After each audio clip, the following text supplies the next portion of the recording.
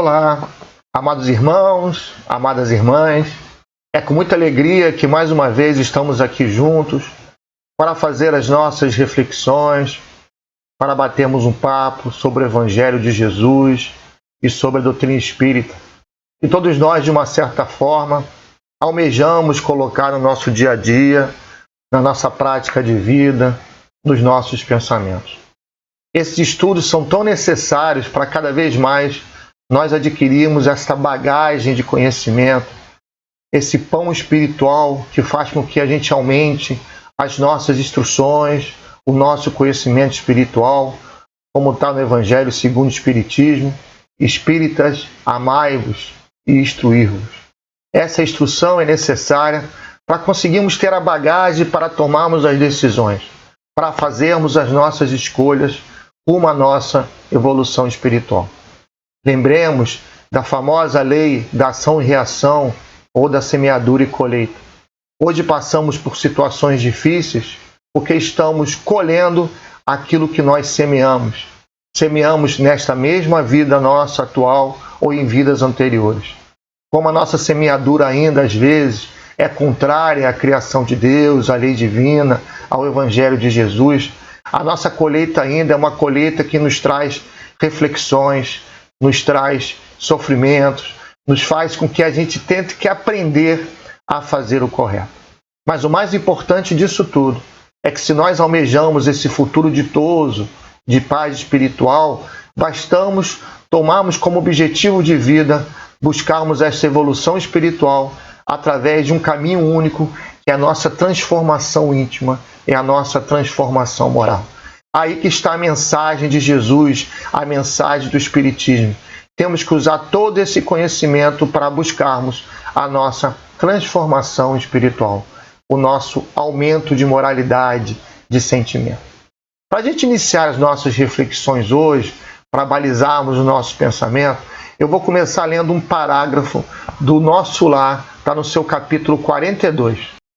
Esse capítulo se intitula A Palavra do Governador, e o parágrafo diz o seguinte: talvez estranhe, como acontece a muita gente, a elevada porcentagem de existências humanas estranguladas simplesmente pelas vibrações destrutivas do temor, do medo, que é tão contagioso como qualquer moléstia de perigosa propagação. Classificamos o medo como dos piores inimigos da criatura, por alojar-se na cidadela da alma, atacando as forças mais profundas. Essa mensagem se refere ao surgimento da Segunda Guerra Mundial, e as correntes de medo e de temor que começavam a tomar conta do mundo encarnado, como também do mundo espiritual. Desta forma, o governador do Nosso Lar não perde tempo e marca uma grande reunião, uma grande palestra, um curso para todos os integrantes do Nosso Lar. E esse curso é para mostrar para os integrantes do Nosso Lar, para tratar dos males trazidos por esse temor, por esse medo. Essa mensagem, então, o surgimento da Segunda Guerra Mundial, estamos falando de 70, 80 anos atrás, mas é bastante atual ainda, Nós vivemos atualmente, não com a Segunda Guerra Mundial, mas eu me incluo nisso, todos nós vivemos atualmente, passamos em nossa vida em situações que nos causam medo, nos causam temor, nos causam falta de confiança. E esse fator, e essa sintonia, e essa forma de viver faz com que a gente esteja em nossa alma, e mesmo no nosso corpo físico, doenças, dificuldades, como ansiedades exageradas, perturbações e a própria depressão. Abrimos um canal que é como se fosse uma bola de neve. Abrimos um canal e recebemos cada vez mais influências negativas que estimulam essa nossa forma de pensar, estimulam esse nosso pessimismo, essa nossa falta de confiança. Mas lembremos que nós escutamos a rádio que desejamos. A rádio que escolhemos para receber a influência espiritual, todos nós recebemos influências espirituais, boas e ruins, para o bem e para o mal. Mas a rádio que a gente escolhe para receber é aquela que a gente sintoniza o nosso pensamento, o nosso coração. É uma escolha nossa de cada dia, é uma escolha de cada um. E a pandemia que hoje vivemos, E o grande número de informações pessimistas que somos bombardeados constantemente não ajudam a todos nós manter esse equilíbrio ou manter um ambiente de confiança. É óbvio, se nós temos uma doença, seja ela do corpo físico, seja ela do psíquico, temos que buscar ajuda médica, ajuda psicológica, né? Mas o que eu estou propondo aqui para as nossas reflexões desta nossa oportunidade é um remédio que ajudará nesse tratamento, que melhorará esse nosso tratamento e nessa busca do nosso equilíbrio, né? Voltando lá para o nosso lar, no mesmo capítulo, o governador de nosso lar, em suas palavras, ele diz assim: o fortalecimento da fé é uma medida preventiva para a manutenção da nossa paz interior. Então este é o remédio que eu trago hoje. Este é o remédio que eu trago para a gente refletir, todos nós, eu me incluo nisso, o fortalecimento da nossa fé, para nós buscarmos o nosso reequilíbrio. E uma coisa, toda vez que eu me pego pessimista, eu me pego reclamando da vida, eu me pego com pouca fé, eu costumo me contar uma história, né, que me faz refletir e tentar abrir os meus olhos. Eu imagino, depois da minha última encarnação, né, coisa boa, com certeza eu não fui, se nesta encarnação, sendo espírita, errando como eu erro, imagine numa última encarnação. Então, após eu passar pelo umbral, após eu me reequilibrar, depois de muito tempo no mundo espiritual, estão sendo feito o meu replanejamento desta minha encarnação. E junto com meus benfeitores espirituais é traçado o que eu venho aqui fazer, quais são os meus objetivos, e aquilo pela nossa falta de confiança vai dando uma agonia, né? Será que nós vamos conseguir? E aí, para os meus últimos instantes de planejamento, o benfeitor espiritual diz assim: eu tenho uma notícia para você. Você, na sua próxima encarnação, lá no mundo encarnado, tomará contato com o Espiritismo. Você conhecerá a verdade no mundo encarnado. Aquilo deve ter me dado uma grande confiança, né? Lembrando de Jesus: conhecereis a verdade e ela te libertará. Conhecendo o Espiritismo, então, vai ser fácil. Faz o seguinte: aumenta aí o número de provas, aumenta o número de expiações, porque eu serei espírita. E aí eu conseguirei passar por isso, porque eu sempre estarei ligado à verdade. Eu sempre estarei os objetivos, o que eu tenho que passar. E aí eu pergunto para todos nós: é assim que a gente lida com a nossa vida? É assim que a gente mantém a nossa confiança? Na primeira topada, na primeira dificuldade, vem o pessimismo, vem a falta de confiança. Então é isso que nós temos que vigiar. Buscar esse fortalecimento da nossa fé como um grande remédio para nós nos mantermos no nosso eixo, no nosso foco. Jesus, com toda a sua superioridade moral, todo conhecedor de todos nós, ele nos conhecia profundamente, ele nos conhece profundamente, por diversas vezes nos alerta no Evangelho e nos chama a atenção dessa falta de fé e essa falta de confiança. Eu trarei aqui duas passagens evangélicas para a gente refletir sobre esse aviso, sobre essa bronca, entre aspas, de Jesus para todos nós, referente à nossa falta de fé. A primeira passagem que eu trago está no Evangelho de Mateus, mas também encontramos no Evangelho de Lucas e no Evangelho de Marcos. Está no Mateus, capítulo 8, versículos 18, de 23 a 27. E diz assim: Jesus, vendo a turba ao seu redor, ordenou que partissem para o outro lado do lago, né? Após entrar no barco, seus discípulos o seguiram. E eis que uma grande tempestade ocorreu no mar, ao ponto de o barco ser coberto pelas ondas. Ele, porém, dormia. Jesus estava dormindo no barco. Aproximando-se, os discípulos o despertaram, dizendo: Senhor, salva-nos, estamos perecendo. Ele lhe diz: por que estáis temerosos, homens de pouca fé? Então, levantando-se, repreendeu os ventos e o mar, e houve uma grande calmaria. Então, olha o alerta de Jesus, né? O que temes? Qual é o problema? Não confia em mim? Não confia em Deus? Ó homens de pouca fé, né? Olha o alerta que ele faz referente à nossa fé, à nossa falta de confiança no Deus que nos ama. Segunda passagem, ela está também no Evangelho de Mateus, capítulo 17, versículos 14 a 20. Ela também se encontra no Evangelho de Lucas. E ela diz o seguinte: depois de se dirigirem à turba, aproximou-se dele um homem, ajoelhou-se e disse: Senhor, tem misericórdia do meu filho, porque é lunático e padece horrivelmente, pois muitas vezes cai no fogo e muitas vezes cai na água. Levei-o aos teus discípulos, mas não foram capazes de curá-lo. Em resposta, Jesus disse: Ó geração incrédula e pervertida, até quando estarei convosco? Até quando vos suportarei? Trazei-me ele aqui. Jesus o repreendeu e o daimon saiu dele, e o menino foi curado a partir daquela hora. Então, os discípulos, aproximando-se de Jesus em particular, disseram: Por que não fomos capazes de expulsá-lo? Jesus disse: Por causa da vossa pouca fé. Amém vos digo, se tiverdes fé como um grão de mostarda, direis a este monte: muda-te daqui para lá, e ele se mudará, e nada vos será impossível. Jesus, nessa passagem, nos mostra que a falta de fé nos assusta, faz com que a gente tenha sintonia contrária à confiança em Deus e faz com que a gente não consiga nem às vezes cumprir tarefas, ações, prodígios, por falta de confiança. Outras vezes, a falta de fé faz com que a gente não perceba a ajuda que recebemos do alto através de nossos benfeitores espirituais. A gente não consegue receber, captar essa ajuda por questão de estamos na rádio errado.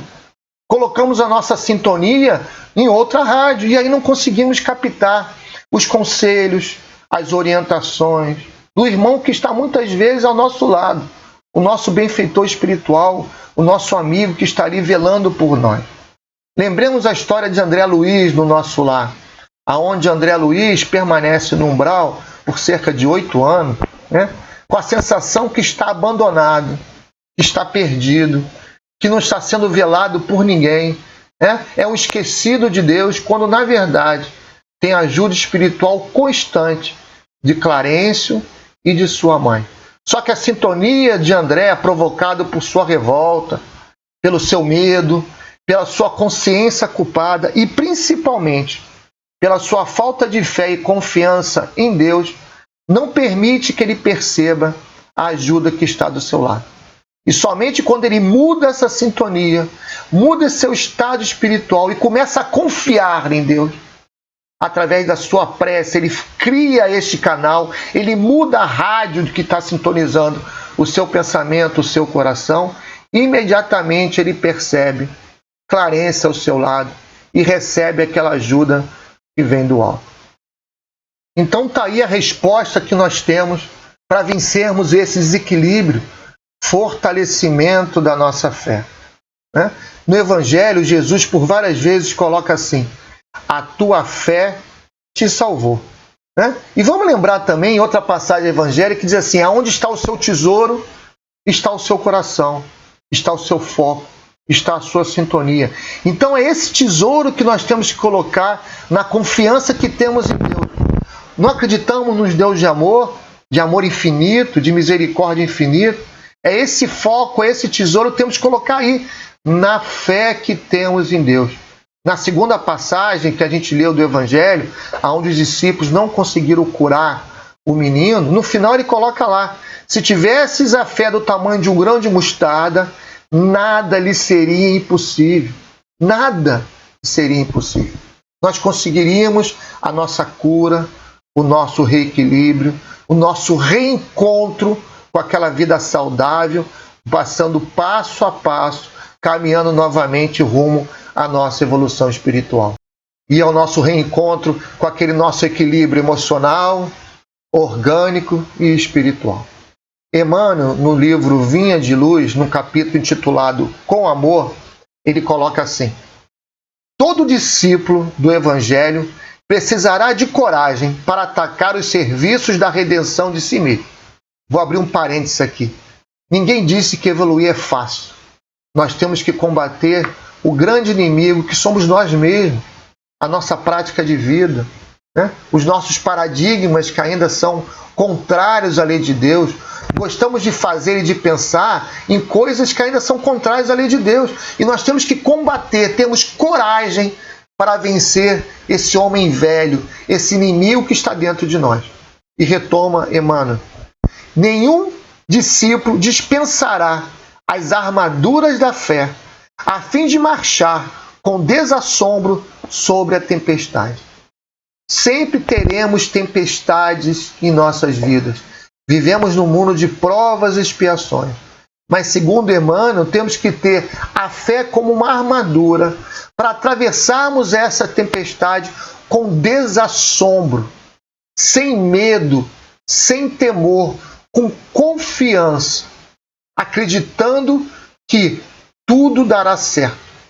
Tudo no final dará certo, porque Deus está ao nosso lado, nos amparando. É essa fé que nós temos que fortalecer, que nós temos que cultivar. Vamos agora recorrer ao capítulo 19 do Evangelho segundo o Espiritismo, titulado A Fé Transporta Montanhas. É um capítulo que trata da fé. Esse capítulo tem que ser estudado com calma, né, para a gente exercitar essa fé raciocinada ensinada por Kardec, né?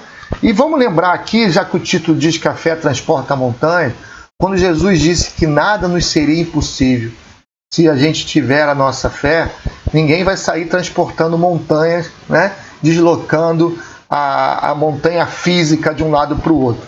Isso é uma linguagem figurada, onde Jesus está mostrando que se a gente tivesse a fé num grão de mostarda, o tamanho de um grão de mostarda, as montanhas de nossas vidas seriam retiradas. Quantas vezes nós temos problemas, situações que parecem montanhas que nós não vamos conseguir passar, não vamos conseguir transportar. E quando, na verdade, se a gente mantém a confiança, mantém a fé, aquelas montanhas se transformam em pedras, em pedregulhos, e facilmente a gente retira da nossa vida, a gente resolve a nossa situação. Está aí o sentido figurado que Jesus diz do transportar as montanhas. E lembrando o que ele diz, ele próprio, nada nos seria impossível se a nossa fé fosse do tamanho de um grão de mostarda. Mas no item 3 do Evangelho segundo o Espiritismo, no capítulo 19, Kardec ele define fé. Então vamos ver, olha só. Noutra acepção, entende-se como fé a confiança que se tem na realização de uma coisa, a certeza de atingir determinado fim. Então, fé é ter confiança em algo. Tem pessoas que têm fé no dinheiro, tem pessoas que têm fé no poder, tem pessoas que têm fé na beleza exterior, e nós temos que ter fé em Deus, no Evangelho de Jesus, na lei do amor. É aí que nós temos que ter fé, é a confiança na realização desse futuro ditoso, da nossa evolução espiritual. E continua. Ela dá uma espécie de lucidez que permite se veja em pensamento a meta que se quer alcançar e os meios de chegar lá. Então a fé nos mostra um caminho, é o mapa da nossa evolução espiritual. Ela faz com que a gente aumente a nossa percepção e de uma forma lúcida a gente enxergue o que temos que fazer, o que temos que praticar, como devemos pensar e que meios utilizar para isso. Então a fé dá essa lucidez na nossa vida, de sorte que aquele que possui a fé caminha, por assim dizer, com absoluta segurança. Como coloca Emmanuel, com desassombro, com falta de medo, com confiança, para atravessar as tempestades de nossas vidas. E continua aqui no Evangelho segundo o Espiritismo. A fé sincera e verdadeira é sempre calma, faculta a paciência que sabe esperar, porque tendo seu ponto de apoio na inteligência e na compreensão das coisas, tem a certeza de chegar ao objetivo visado. Então a fé sincera, ela é confiante, ela tem a certeza que ela vai alcançar. É essa certeza que nós temos que cultivar. Aí eu pergunto para você, para a gente fazer uma pequena reflexão. Será que a gente já não tem prova suficiente desse amor de Deus em nossa vida? Né? Será que a gente não tem prova suficiente que Deus vela por nós? Quantas vezes em nossas vidas Ele já não mostrou isso? Já não solucionou situações que para nós era impossível de ser solucionadas, né? Então essa é a confiança que tudo dará certo. Essa nossa, como coloca aqui na segunda parte, a fé sincera, ela é calma, ela é paciente. A nossa impaciência pela nossa ansiedade de resolver tudo agora, achando que Deus está demorando a resolver, essa impaciência faz com que a gente seja precipitado. E essa nossa precipitação faz com que a gente tenha ações e pensamentos que vão nos trazer problemas. Vamos fazer ações e pensamentos contrários à lei de Deus, quando na verdade bastaria nós termos calma e paciência, aguardarmos a hora correta, né? Aquele ditado que diz que Deus escreve certo por linhas tortas, está errado. Deus escreve certo por linhas perfeitas.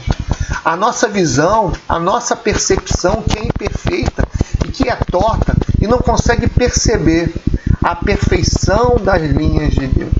Então essa paciência, essa confiança que no fim tudo vai dar certo. Vamos esperar o apito final do jogo, que aí sim a gente vai ver se não deu certo ou não, né? E certas vezes eu costumo dizer que a solução vem aos 45 do segundo tempo. Sabe para quê?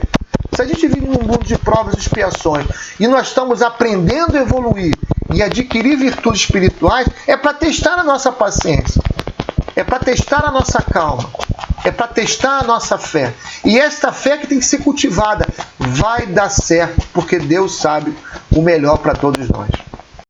Vamos então agora começar a pensar como é que a gente pode cultivar essa nossa fé, né? Primeiro ponto é a gente enxergar, é a gente recapitular tudo aquilo que a gente já estudou no Espiritismo, né? Vamos lembrar que todos nós fomos criados iguais, simples e ignorantes, em épocas diferentes, mas todos fomos criados iguais. E todos nós temos o mesmo objetivo final, né? Não temos o mesmo fim porque somos espíritos eternos. Nós temos o mesmo objetivo final, que é sermos espíritos puros, totalmente sintonizados com a lei de Deus. Bem-aventurados os puros de coração, porque verão a Deus. Então a gente vai evoluindo, vamos passando por todos os reinos, até chegarmos no reino hominal, a situação que estamos atravessando hoje, e nos é dado o famoso livre-arbítrio, para nós tomarmos as nossas decisões, para fazermos as nossas escolhas, né? E esse livre-arbítrio que faz com que todos nós vamos receber as mesmas oportunidades.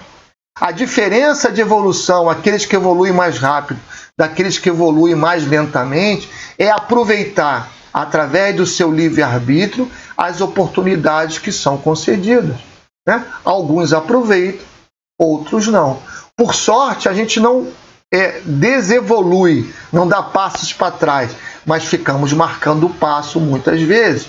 Então, temos que começar a exercitar esse livre-arbítrio para usar de forma correta e aproveitar as oportunidades espirituais que nos são dadas. Está aí a lei da causa, da causa e efeito, da semeadura e da colheita, que nós já comentamos até no início da nossa palestra, né? A justiça de Deus, na sua perfeição está. Nós iremos colher aquilo que semeamos. Nós iremos passar por aquilo que fizemos, né? E repara, Deus não quer nos castigar. Ele não quer que a gente sofra. Ele não quer nos trazer um castigo. Ele quer que a gente aprenda, que a gente reflita com aquela situação, com aquela aflição, de forma a aprender a fazer o correto e começar a semear no terreno fértil do amor e da lei de Deus. E nesse caminho de evolução, desde lá da criação até a categoria de espíritos puros, quem nos dá a seta, quem nos dá o mapa, quem nos mostra como percorrer através de que meios, é a nossa fé. É essa fé que, junto desta fé, tem um corolário. Esse corolário é a esperança.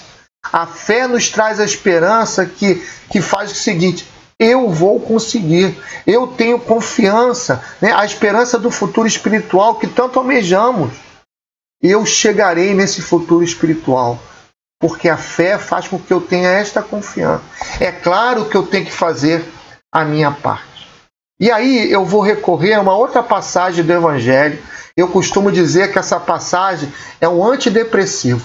Se a gente realmente tivesse a capacidade de compreender perfeitamente esta passagem, a gente não necessitaria de muitos dos remédios que nós tomamos, porque a gente exercitaria essa nossa confiança, esta nossa fé em Deus, em acreditarmos que Ele está sempre ao nosso lado e sabe das nossas necessidades. Então vamos ler a passagem que está no Evangelho de Mateus, capítulo 6, 19 a 21 e 25 a 34. Eu vou ler a da passagem do Evangelho de Mateus, mas ela se encontra nos 3 evangelhos sinóticos, né? Também em Lucas e também em Marcos. E ela diz assim: não acumuleis tesouros na terra, onde a ferrugem e os vermes os comem, e onde os ladrões os desenterram e roubam. Acumulai tesouros no céu, onde nem a ferrugem nem os vermes os comem. Porquanto, onde está o vosso tesouro, aí está também o vosso coração. Nós até já comentamos isso. Temos que colocar o nosso tesouro, o nosso foco na evolução espiritual, na fé em Deus. É isso que vai dar o nosso foco para nós atravessarmos as tempestades que acontecem em nossas vidas. E continua: eis porque vos digo, não vos inquieteis por saber onde achareis o que comer para sustento da vossa vida, nem de onde tirareis vestes para cobrir o vosso corpo.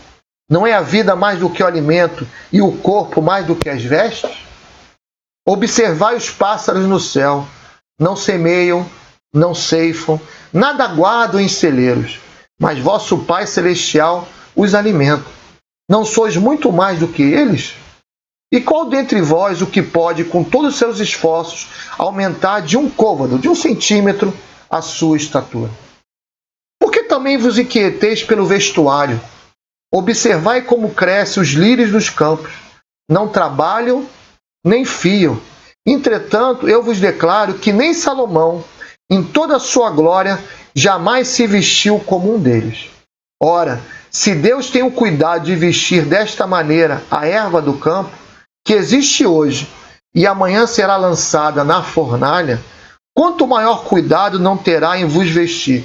Novamente, ó homens de pouca fé.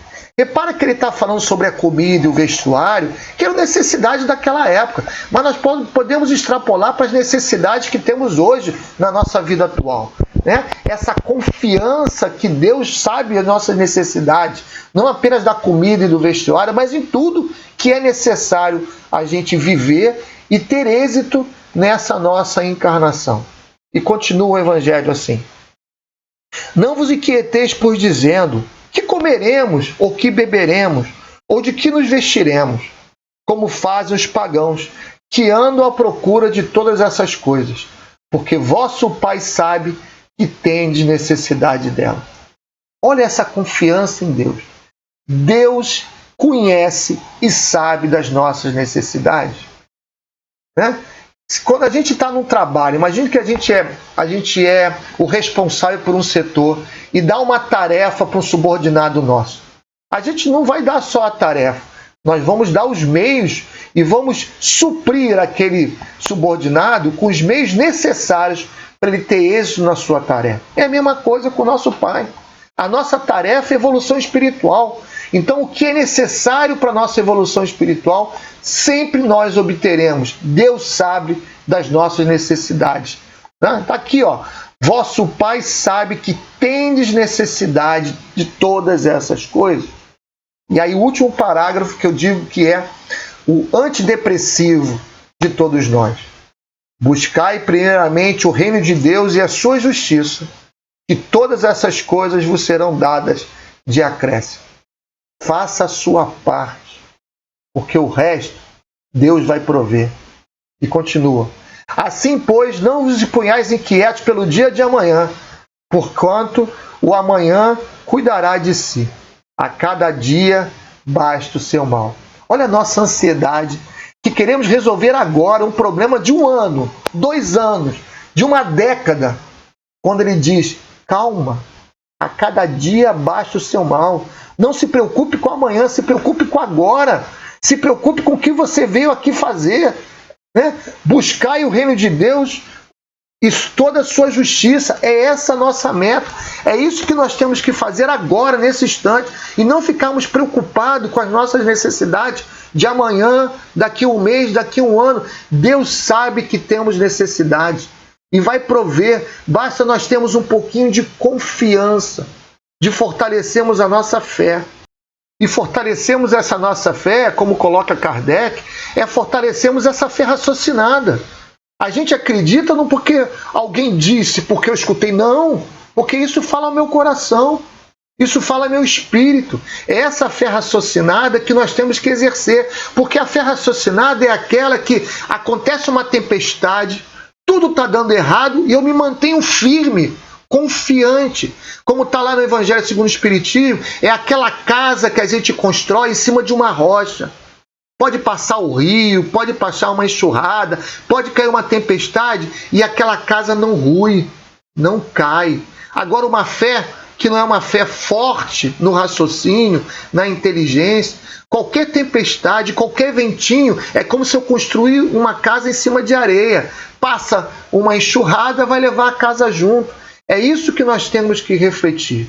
Temos que exercer, temos que fortalecer essa nossa fé raciocinada. E ao invés de ficarmos preocupados exageradamente como nós ficamos, por nossa falta de confiança, nos desequilibrando, né? Temos que nos mostrar confiantes. Né? E como está na passagem evangélica, como é que a gente faz a nossa parte então? A nossa parte é buscar o reino de Deus e toda a sua justiça. Ponto. E nos mantermos confiantes que a tempestade vai passar. E durante a tempestade eu estou com Jesus ao meu lado, igual aquele barco da passagem evangélica. E temos que ter fé, confiarmos em Jesus, que está do nosso lado, vigilante com a nossa vida. Então vamos pensar um pouquinho agora na nossa parte. O que nós devemos fazer? E a primeira coisa que eu reflito aqui é sobre esse convite, né? Quantas vezes nós já fomos convidados a fazer parte disso tudo? Quantas vezes nós já fomos convidados a fazer parte desse festim de bodas, né? A tomarmos o conhecimento religioso aqui no mundo encarnado, né? Conhecereis a verdade e ela te libertará. Né? Quantas vezes a gente desperdiçou essa nossa oportunidade? Fomos chamados, mas não demos muita importância. Ou fomos chamados, participamos daquele festim de bodas, participamos de uma certa religião, mas não compreendemos profundamente qual eram os seus objetivos, ou nos aproveitamos. Né?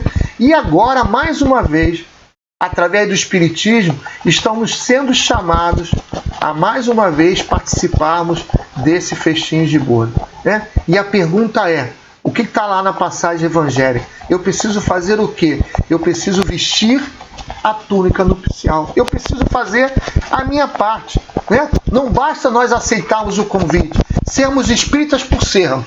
Qual a sua religião? Eu sou espírita. E realmente a gente é espírita na nossa vida? Realmente a gente coloca todo esse nosso ensinamento, todo esse aprendizado de como viver. Temos um modelo, um guia que é Jesus. Eu não estou aqui pensando que eu vou ser igual a Jesus amanhã. Não, mas eu tenho que ter a consciência tranquila que eu tento seguir este modelo. Que eu estou me esforçando para seguir este modelo na minha forma de pensar, na minha forma de agir. É esse que é vestir a túnica nupcial. É ter a consciência tranquila quando ela me cobrar no final da minha encarnação, que eu aproveitei do Espiritismo para sair desta vida melhor espiritualmente que eu entrei. Que eu aproveitei do Espiritismo para ajudar a pessoas que estão à minha volta a também se desenvolverem, a também evoluírem. Né? Lembra? A gente não vai desencarnar e vai estar um senhor de barba com o livro aberto. Jorge, você fez isso, isso de certo, fez isso de errado. Não. A minha consciência vai me cobrar. Jorge, o que você fez do Espiritismo na sua vida? Você aproveitou do Espiritismo para evoluir, para crescer? Então é isso que nós temos que fazer. Fazer a nossa parte. E fazer a nossa parte passa para seguirmos o nosso caminho de evolução. E para isso, a gente precisa cultivar a fé. Cultivar essa confiança em Deus. E o que está colocado lá? que a minha fé precisa ser do tamanho de um grão de mostarda. Um grão de mostarda que é um dos menores grãos, menores sementes da natureza. Jesus colocou como exemplo para mostrar que ela não precisa ser muito grande, não. O nosso estado evolutivo que passamos agora, bastaria ser igual a um grão que é simples, mas tem todo um poder dentro dele de vida, de renascimento, de equilíbrio. Então, esse grão pode ser singelo, mas tem todo um poder dentro dele. Esse que é o poder da fé. E como é que a gente cultiva isso? Mudando a nossa sintonia. A gente cultiva a nossa fé elevando o nosso pensamento diariamente, constantemente, através da prece, nos ligando ao alto. Tudo que pedimos da prece, tenha certeza que ele será concedido.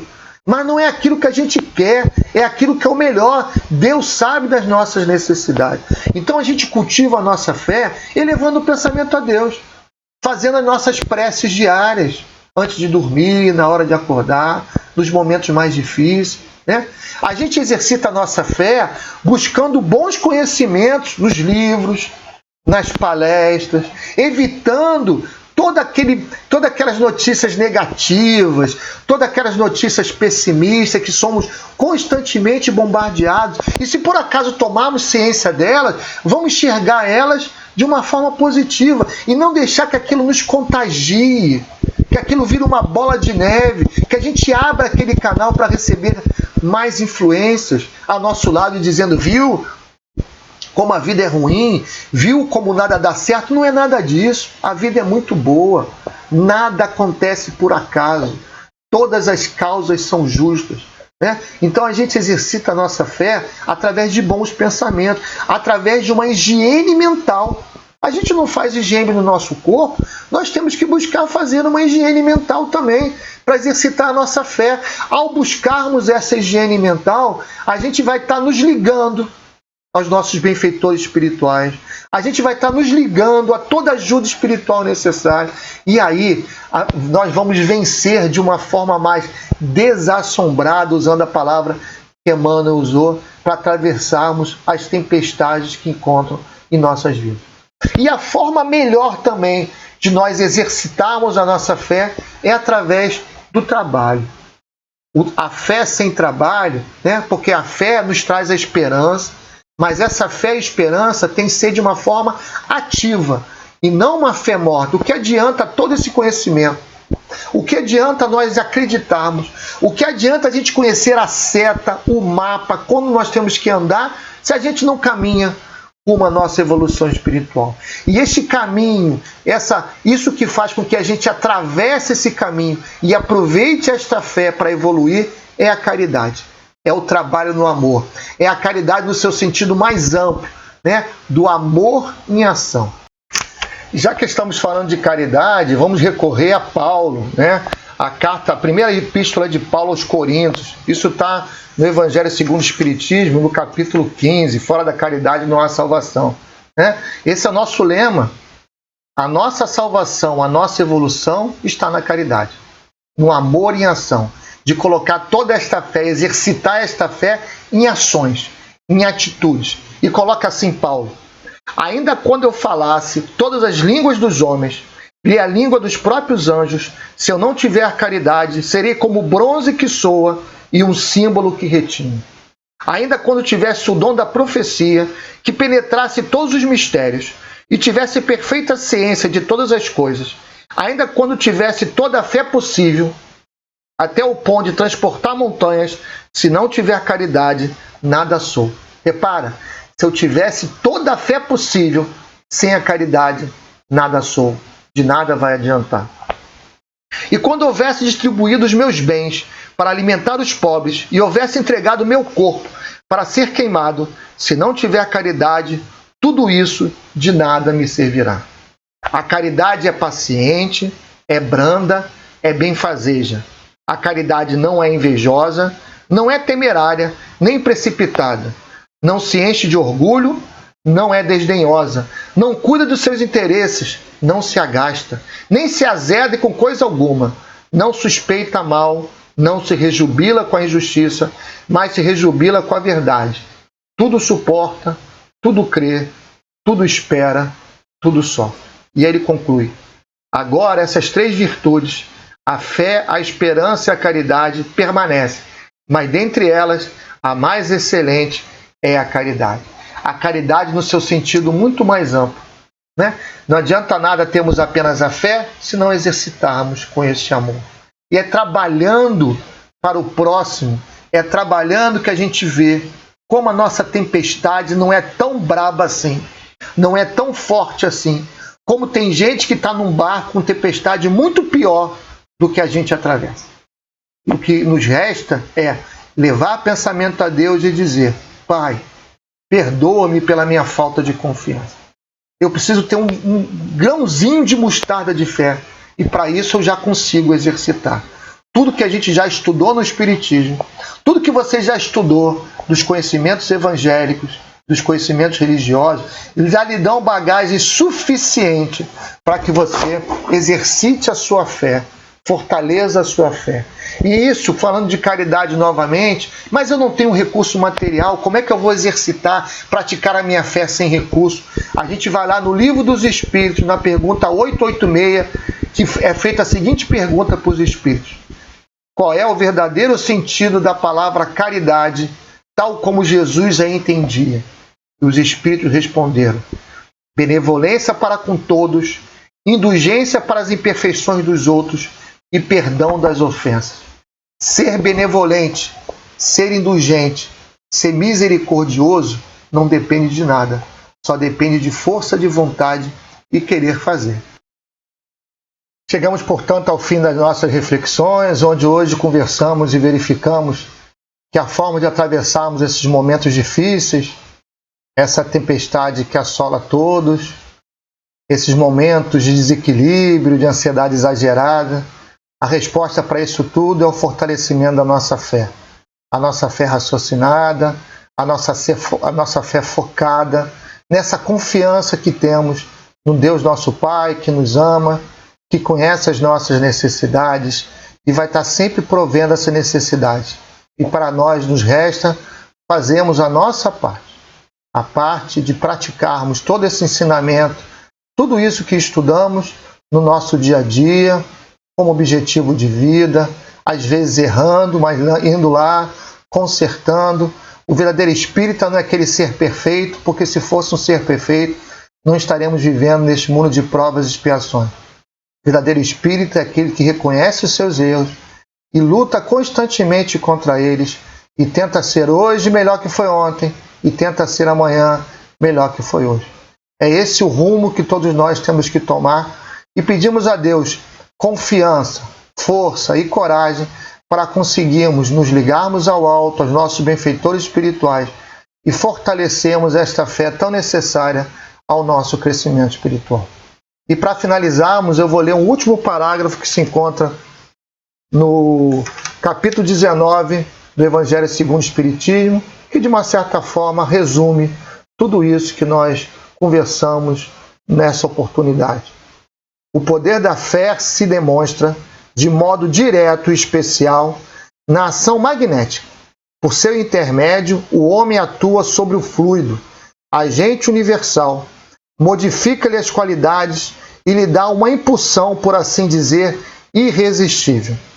Daí decorre que aquele que a um grande poder fluídico normal junta ardentemente a fé, pode, só pela força da sua vontade dirigida para o bem, operar esses singulares fenômenos de cura e outros, tidos antigamente por prodígios, mas que não passam de efeito de uma lei natural. Tal motivo porque Jesus disse a seus apóstolos: se não o curaste, foi porque não tinhas fé. E fechando então, lembrando que Jesus disse, se a nossa fé fosse do tamanho de um grão de mostarda, nada nos seria impossível. Que Deus nos permita exercitar esta fé e permaneça ao nosso lado constantemente. Até uma próxima oportunidade. Que Jesus permaneça com todos nós. Que assim seja.